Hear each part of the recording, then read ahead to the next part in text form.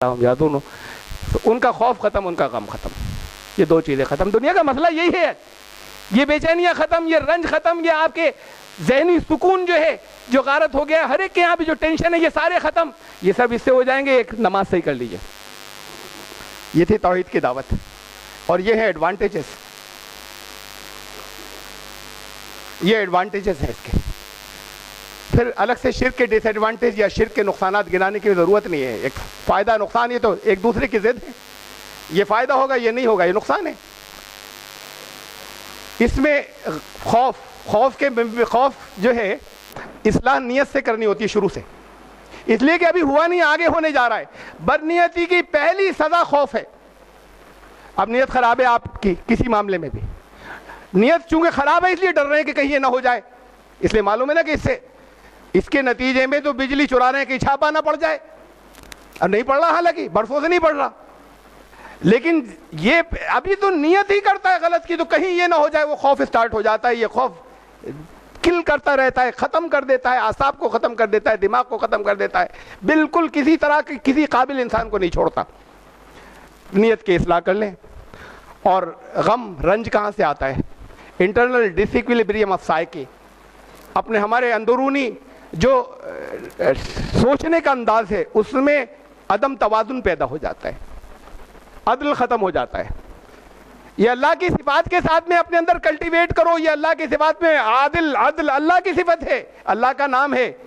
सलाम अल्लाह का नाम है, अल्लाह का नाम है कुरान शरीफ में, अल मलिकुल कुद्दूस सलामुल मुमिनुल मुहैमिन, सलाम अल्लाह का नाम है जिससे सलामती आती है। मोमिन अल्लाह का नाम है जिससे अमन आता है।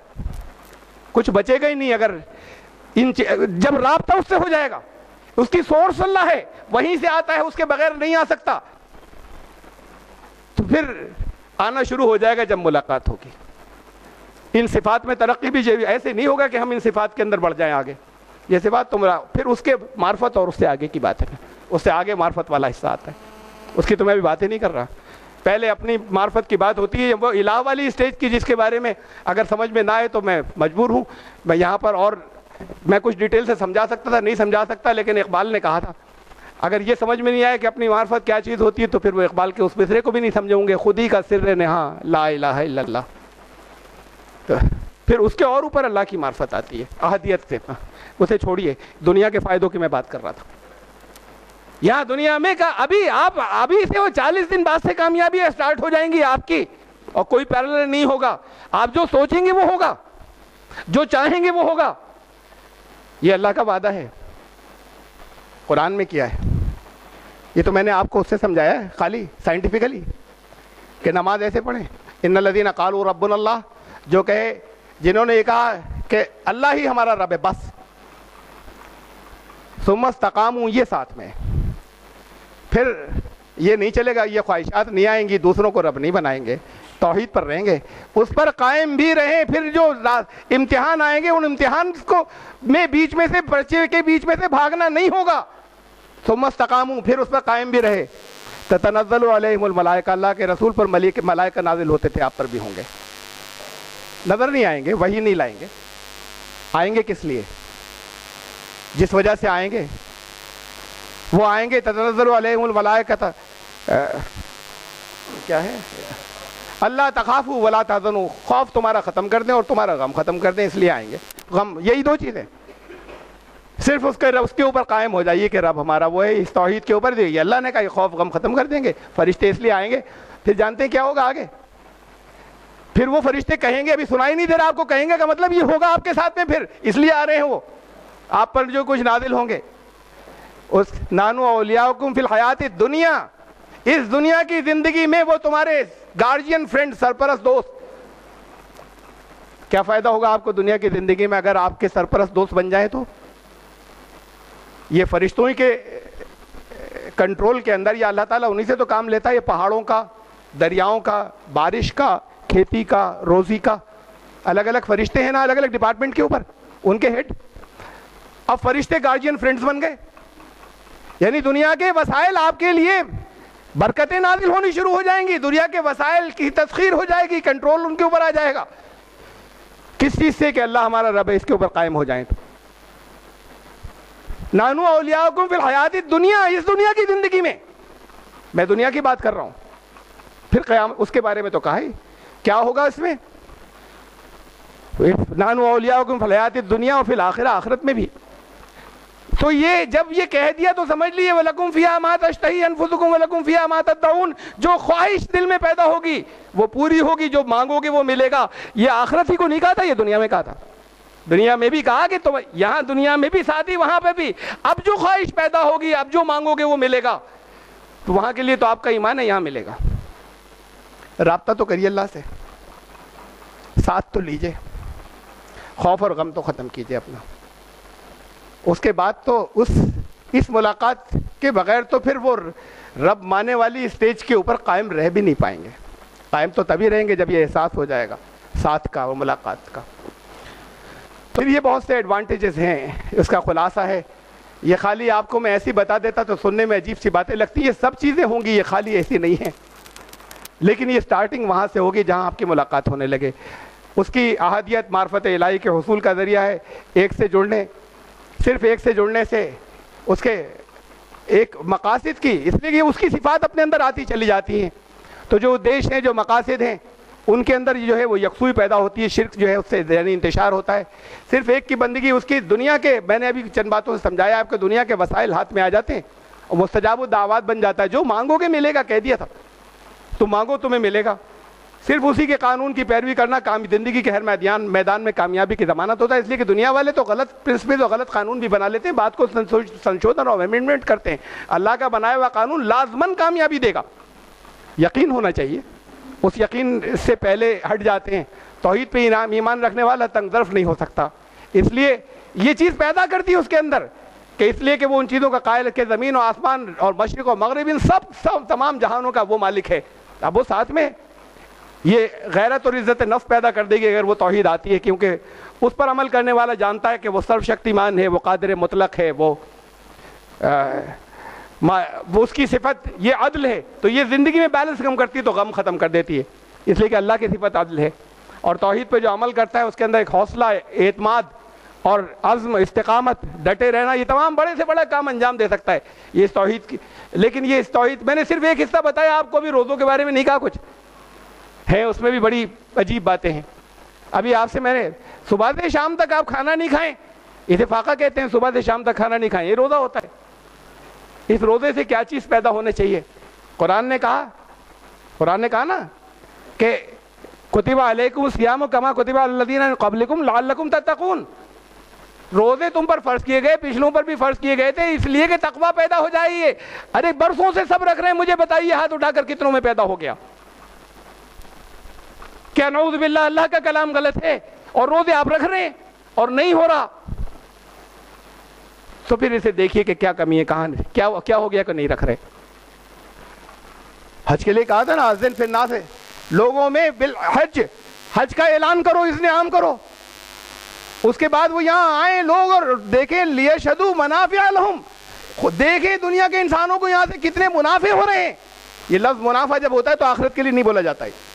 اس دنیا کے اندر اس حج کے اجتماع سے دنیا کو کتنا منافع ہو رہا ہے، انسانوں کو ہوتا ہے کچھ. یہ جو 50 لاکھ لوگ جاتے ہیں، اس سے دنیا کو کتنا فائدہ پہنچتا ہے. ارے سب سے پہلی UNO یونائٹڈ نیشنز اسلام نے دی تھی، اقوام متحدہ سب سے. وہاں نمائندے لوگوں کے پیس کے مسائل سازشیں بھی کرتے ہیں. یہ نمائندے وہاں پہ اکٹھا ہوتے ہیں تو طواف تو کرتے ہیں، انہیں یہ بھی نہیں معلوم کیوں کرتے. کہتے ہیں رسول اللہ صلی اللہ علیہ وسلم نے کیا تھا اس لیے کرتے ہیں. ہاں اسی لیے کرتے ہیں، بات تو ٹھیک ہے، لیکن جو کچھ کرتے ہیں اس کی صحیح یہ وجہ تک حج کے کیمپ لگتے ہیں، وہاں بتایا جاتا ہے کس چکر پہ کیا پڑھیں. ضرور پڑھیے، ضرور یاد کیجئے، لیکن کر کیوں رہے ہیں؟ اس کا کیا ایڈوانٹیج ہے؟ یہ کہیں نہیں بتایا جاتا. یہ 7 دفعہ چکر کیوں لگائے تھے کہ رسول اللہ صلی اللہ علیہ وسلم نے کیا تھا؟ ہاں کیا تھا. ایڈوانٹیجز تو آج ہمیں سب کے معلوم ہوتے چلے جا رہے ہیں نا. حکمتیں کیا تھیں، فائدے کیا تھے، اس پر غور ہی نہیں. یہ چل رہا ہے، یہ ساری صرف رسمیں جو ادا ہو کر آ رہے ہیں. ابھی یہ بھی نہیں معلوم کیوں کر رہے تھے. وہ اقوام متحدہ، یہ دنیا بھر سے نمائندے آئے ہیں، اتنی بڑی تعداد کے اندر ہلا دیتے دنیا کو. اگر ان میں بیچ میں آپس میں کچھ ربط ہوتا مینا کے میدان میں، کیا کیا چیزیں تھیں. اگر مسجد جو ہے وہ کمیونٹی سینٹر ہو سکتی تھی، پھر وہ اتنی بڑی جگہ جو ہے وہ کتنا بڑا مرکز بنتا جہاں زندگی میں ایک دفعہ اکٹھا کیا تھا. ابھی تو میں نے ایڈوانٹیجز تفصیلات رکھنے کا وقت ہی نہیں تھا، میں نے نماز کے بارے میں خالی آپ کو بتایا. یہ اللہ سے ملاقات کر لیجئے، اللہ کو اپنے ساتھ لے لیجئے، زندگی ابھی سے تبدیل ہونی شروع ہو جائے گی. 40 دن کا نسخہ ہے ولی بننا. اللہ نے کہا ہے اولیاء خوف غم ختم ہو جائے گا، اور جب اللہ کے ساتھ کا احساس ہو جائے تو ولی تو ہو جائیں گے.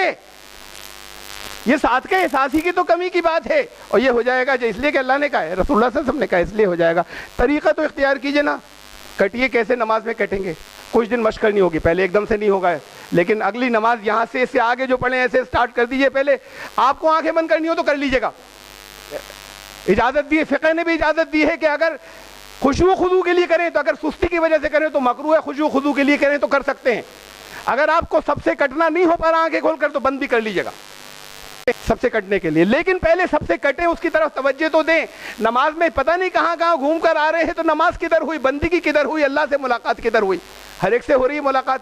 دنیا کے سارے کاروبار نماز کے اندر چل رہے ہیں، اور کہہ رہے ہیں نماز پڑھا ہے 5 وقت کی پابندی سے، پردہ اتر گیا، فرض ادا ہو گیا، حاصل نہیں ہوا.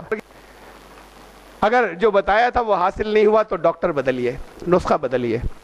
اور اگر نسخہ 100% صحیح ہے، بدلنے کا نہیں ہے، لازماً ٹھیک ہے، تو پھر نسخے کا استعمال ٹھیک کیجئے، کہیں آپ سے غلطی ہو رہی ہے. رزلٹ سے ہوتی ہے ساری بات، رزلٹ نکلے گا، نکلنا چاہیے، آپ کو سربلند ہونا چاہیے. خالی اتنے حصے سے سربلندی آ جائے گی، جانتے ہیں یہ صرف ایک دفعہ بعض باتیں سلپ ہو کر آتی ہیں میرے کانوں تک. اتفاق سے ایک سلپ ہو کر پہنچی. پٹنہ میں ڈاکٹر احمد عبداللہی ہیں، بڑے ڈاکٹر ہیں، بہت پرانا تعلق ہے ان سے. انہوں نے بہت پہلے ایک مرتبہ مجھے سنایا تھا. انہوں نے اپنے مطلب وہ دوست ان کے خود گئے تھے اسرائیل ایک میڈیکل کانفرنس میں. وہاں ساتھ میں جو الگ الگ گروپ تھے جو گھومنے کے لیے سائٹ سینگ کے لیے نکلے، اس میں ان کے گروپ کے اندر ایک یہودی بھی تھا، اور بہت اچھی باتیں کر رہے تھے، اور بہت اچھے ہوتے ہیں، بہت سے بہت اچھی باتیں کر رہے تھے، اور سب کو جو بڑے اچھی ایک ریپو ان سے بنی ہوئی تھی. مختلف مقامات بھی بیت المقدس سے دکھانے کے لیے لے گیا. وہ معلوم نہیں کیا انہوں نے کہا یا کس بات کے اوپر کسی جگہ پر، معلوم نہیں کیا انہوں نے کہا یا کس بات کے اوپر کسی جگہ پر کنٹرول بہت کچھ کیے ہوئے تھا، لیکن بفر گیا ایک جگہ، سلپ ہو گیا تھا. اور اس نے کہا کہ یہ بیت المقدس تم سمجھتے ہو تم لے لو گے، کتنی دنیا کے سارے زور لگا دو تمہیں نہیں ملے گا، یہ ملے گا ایک دن تمہیں. کچھ قوموں کے کچھ راز ہوتے ہیں جو وہ چھپائے رکھتے ہیں اپنے پاس. حضرت عمر رضی اللہ تعالیٰ عنہ نے جب بیت المقدس ان کے دور میں فتح ہوا تھا، حضرت ابو عبیدہ نے وہاں سے کہلوایا کہ امیر المومنین یہاں یہ باتیں چل رہی ہیں، ایک شخص کو گرفتار کر لیا، قلعہ فتح نہیں ہو رہا تھا، بہت دن ہو گئے، کسی طریقے سے ایک گرفتار کر لیا، اس نے ایک راز کھول دیا. اس نے کہا تمہارے ہاتھ پہ نہیں فتح ہوگا یہ. اس نے کوئی حلیہ بتایا کہ اس شخص کا ہمارے پاس چلی آ رہی ہے پیشن گوئی صدیوں سے، اس شخص کا انسان صرف اس کے ہاتھ پر فتح ہوگا. حضرت ابو عبیدہ نے فوراً خط لکھا تھا تمہارے کو امیر المومنین آپ کا حلیہ ہے، جلدی تشریف لائیے. امیر المومنین پہنچے اس شان کے ساتھ میں کہ جب وہاں پہنچے تو وہ اونٹ کی نکیل پکڑے ہوئے تھے، اور غلام بیٹھا ہوا تھا اور کپڑوں میں پیوند تھے. انہوں نے دیکھا اپنے قلعے میں سے، اور انہوں نے پھاٹک کھولنے کے بعد چابیاں حوالے کر دی کہ اب نہیں لڑ سکتے ہم، ان کے بارے میں تو معلوم تھا اب ہم لڑنا بیکار ہے، تباہ ہو جائیں گے. یہ ہمارے یہاں چلی آ رہی تھی کہ ان کے ہاتھ پر فتح ہو جائے گا. ایسی کچھ باتیں قوموں میں چلی آ رہی ہوتی ہیں. ایسی ایک بات ان کے منہ سے نکلی جو ان کے پاس ایک راز ہے جو مسلمانوں کو نہیں معلوم ہے، وہ ایک راز اس کی زبان سے سلپ ہوا. کچھ غصے میں اس وقت اس کی زبان سے اس نے بتایا کہ یہ تمہارے پاس بیت المقدس تمہیں نہیں مل سکتا، یہ ملے گا اس دن جس دن فجر کی نماز میں اوور فلو کر جائے گا، نمازی سیڑھیوں باہر ہو جائیں گے، بلڈنگ کے سڑک پر آ جائیں گے. جمعے میں ہوتا ہے، جمعے میں اتنے نمازی ہوتے ہیں کہ باہر آ جاتے ہیں. فجر کی نماز میں وہاں ایک صف کے بعد دوسری بھی پوری، بہت چوڑائی بہت ہے. فجر کی نماز میں نہیں ہوتا ایسا، ایک ہی صف ہوتی ہے، کبھی کبھی ایک بھی پوری نہیں ہوتی. جس دن یہ جمعے کی طرح جس دن یہ سڑک کے اوپر آ جائیں گے لوگ فجر کی نماز کے اندر، اس دن یہ ہمارے ہاتھ میں نہیں رہے گا. بات نماز کی تھی، اور اس نماز کی بات نہیں ہو رہی، بات اس نماز کی ہے. یہ تو ان کے پاس پیشین گوئی ہے، ارے باہر آنے کی بات تھوڑی، 2 صفیں الٹ دیں گی پورے کو. اگر 2 صفیں ایسی ہو گئیں، 2 صفوں کے نماز پڑھنے والے ایسے ہو گئے جن کا اللہ سے رابطہ ہے، یہ رابطے ختم ہو گئے.